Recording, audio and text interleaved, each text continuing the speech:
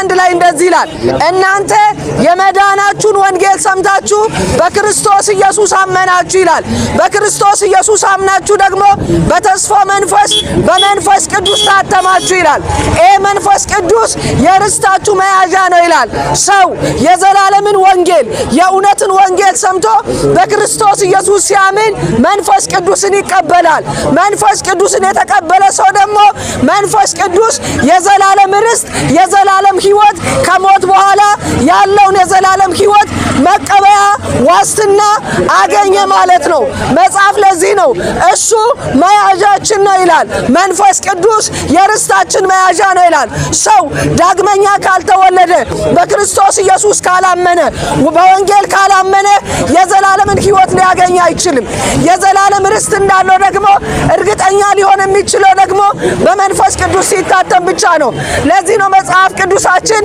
አንደኛ ጴጥሮስ ምዕራፍ 1 ቁጥር 3 ላይ ሲናገር እንደዚህ ይላል እናንተ እግዚአብሔር አምላክ ለሕያው ተስፋ ለማያልፍ እድፈት ለሌለበት ለዘላለም ርስት ዳግመኛ ወለዳችሁ ብሎ ይናገራል በክርስቶስ ኢየሱስ ዳግመኛ ወለዳችሁ ለምን ዳግመኛ ወለዳችሁ ሲባል ለዘላለም ርስት ይላል ለሕያው ተስፋ ይላል እድፈት ለሌለበት ለማያልፍ ርስት ዳግመኛ ተወለዳችሁ ይላል ርስት ለነማን ነው ሲል መጽሐፍ ቅዱስ እንደዚህ ብሎ ይናገራል እናንተ በክርስቶስ ኢየሱስ ያመናችሁ ለዘላለም ሕይወት በእግዚአብሔር ኃይል ለምትጠበቁ ለናንተ በሰማይ ርስት ቀርቶላችኋል እያለ መጽሐፍ ቅዱስ ይናገራል ወዳጆች አንድ ነገር እናውቃለን ሁላችንም እድሜያችን ቢበዛ 70 ከዛ 80 ነው ያልፋል ከሞት በኋላ ግን ሕይወት እንዳለ መጽሐፍ ቅዱስ ይናገራል ከሞት በኋላ ላለ ሕይወት የዘላለም ርስት ወራሾች መሆናችሁን በምን እርግጠኛ ትሆናላችሁ ዛሬ የምትሄዱበት መንገድ ዛሬ የምትኖሩት ሕይወት ሁለት ነገር በፊታችሁ ያስቀምጣል ወይ የዘላለም ሞት ወይ የዘላለም ሕይወት መጽሐፍ እንደዚህ ይላል እናንተ ለቤዛ ቀን በመንፈስ ቅዱስ ታተማችሁ እያለ መጽሐፍ ቅዱስ በኤፌሶን ላይ ይናገራል የቤዛ ቀን ማለት ክርስቶስ ኢየሱስ መጥቶ ለዘላለም ከሱ ጋር ይኖሩ ዘንድ ልጆቹን የሚቤዥበት ቀን ማለት ነው ለዛ ለቤዛ ቀን ደግሞ በክርስቶስ ኢየሱስ ያመኑ ሰዎች በመንፈስ ቅዱስ እንደሚታተሙ እንደታተሙ መጽሐፍ ቅዱሳችን ይናገራል ስለዚህ ወዳጆቼ ሆይ በክርስቶስ አምናችኋል ሆይ የመንፈስ ቅዱስን ማህተም ተቀብላችኋል ሆይ እንደዛ ከሆነ የዘላለም ርስት ወራሽ እንደሆናችሁ እርግጠኞች ናችሁ ያንን ነገር ግን መንፈስ ቅዱስ ካልመሰከረላችሁ በክርስቶስ ኢየሱስ የግል አዳኝ አድርጋችሁ ካልተቀበላችሁ እርግጠኞች አይደላችሁም ያኔ ከፊታችሁ ስላለው ነገር ለእናንተ ልተወዳለሁ ወዳጆቼ ሆይ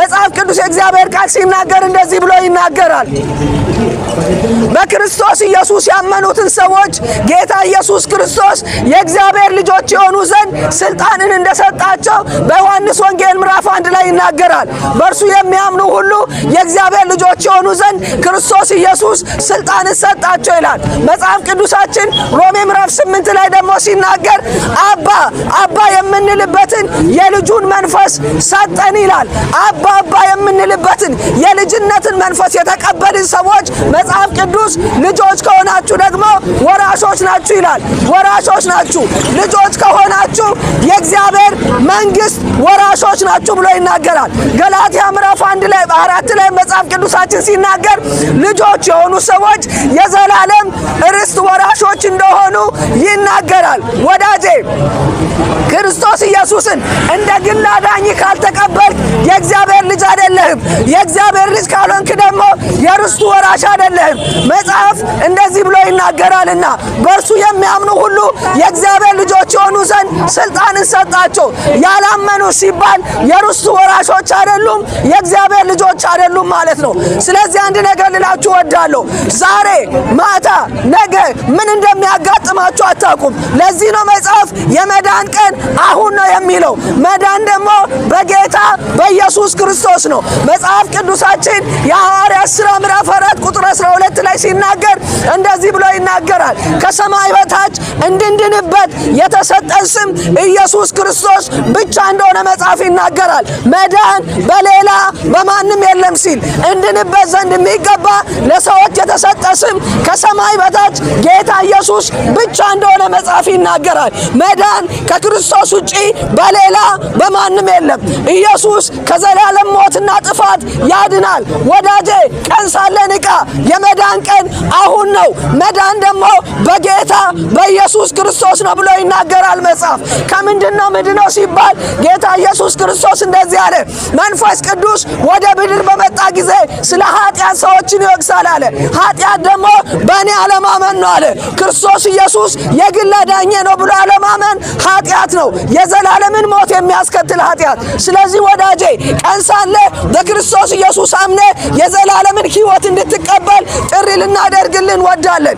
ኢየሱስ ሕይወት ነው። ለዚህ ነው እሱ ራሱ በዮሐንስ ወንጌል ምዕራፍ 14 ቁጥር 6 ላይ ሲናገር መንገድ እውነትና ሕይወት እኔ ነኝ፣ በእኔ በኩል ካልሆነ በቀር ማንም ሰው ወደ አብ ሊመጣ አይችልም ብሎ ተናግሯል። ኢየሱስ ሕይወት ነው። ኢየሱስ መንገድ ነው። ለዚህ ነው መጽሐፍ ቅዱሳችን በአንደኛ ዮሐንስ ምዕራፍ 5 ላይ ሲናገር እንደዚህ ብሎ ይናገራል፣ እግዚአብሔር የዘላለምን ሕይወት እንደሰጠን እናውቃለን። ይህ ሕይወት ደግሞ ያለው በልጁ ነው ይላል።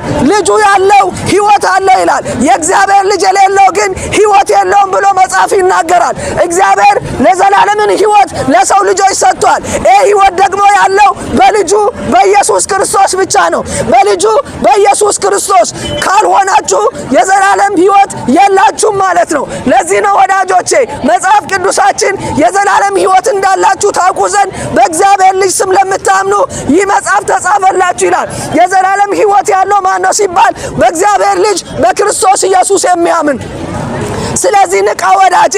ይሄ ቀን ያንተ አይደለም፣ ማታ ያንተ አይደለም፣ በኋላ ያንተ አይደለም። የመዳን ቀን አሁን ነው። ጌታ ሊመጣ በደጅ እንዳለ መጽሐፍ ይናገራል። ሲመጣ ደግሞ በሱ ለማያምኑት ፍርድ ሊያደርግ ነው የሚመጣው። ወዳጄ ሆይ ከሚፈረድባቸው እንዳትሆን መጽሐፍ ቅዱሳችን ሲናገር እንደዚህ ብሎ ይናገራል። እግዚአብሔር ይላል የዮሐንስ ወንጌል ምዕራፍ 3 ከቁጥር 16 ጀምሮ ዓለምን እንዲሁ ስለወደደ አንድ ልጁን ዓለም በሱ ይድን ዘንድ አሳልፎ እንደሰጠ ይናገራል። ጌታ ኢየሱስ እንደዚህ አለ በቁጥር 18 ላይ ምዕራፍ 3 ቁጥር 18 ላይ እኔ ብርሃን ሆኜ ወደዚህ ምድር መጥቻለሁ አለ። ሰዎች ግን ስራቸው ጨለማ ስለሆነ ስራቸው ክፉ ስለሆነ ጨለማን ወደዱና ብርሃንን እምቢ አሉ አለ። ይሄ ደግሞ ፍርድ አለው። ለዚህ ነው የዮሐንስ ወንጌል ምዕራፍ 3 ላይ መጽሐፍ ቅዱሳችን ሲናገር በልጁ የሚያምን የዘላለም ሕይወት አለው ይላል። የማያምን ግን የእግዚአብሔር ቁጣ በሱ ላይ ነው ይላል። ተፈርዶበታል ይላል። ሕይወትን አያይም እያለ ይናገራል። ስለዚህ ወዳጄ ኢየሱስ ሕይወት ነው፣ የዘላለም ሕይወት።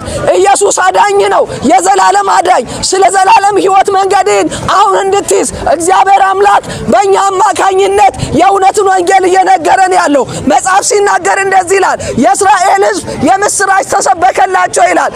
ነገር ግን ይላል መጽሐፍ ቅዱሳችን ሲናገር የሰሙት ቃል ከሰሚዎቹ ጋር በእምነት ስላልተዋሃደ አልጠቀማቸውም ይላል። የምስራቹን ቃል እምቢ ያሉ እስራኤላውያን። ስለዚህ መጽሐፍ እንዲህ ብሎ ይናገራል፣ በምድረ በዳ ወድቆ ቀሩ ይላል።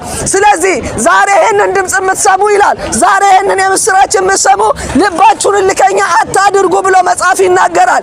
የእውነትን ወንጌል እምቢ ብሎ መክፈት ወዳጄ የዘላለም ሕይወትን ማጣት ነው። ስለዚህ ድምፁን የምትሰሙ ከዚህ ድምፅ ጋር እንድትስማሙ ጥሪን እናደርግላችኋለን። ይህን ድምፅ የማይሰማ ግን የእስራኤል ሕዝብ በምድረ በዳ እንደቀረ እንዲሁ መቅረቱ ነው። ወዳጄ ዛሬ ወንጌል የምስራች እየተሰበከልን ያለው ከዚህ ድምፅ ጋር እንድትስማማ ጥሪን እናደርግልሃለን።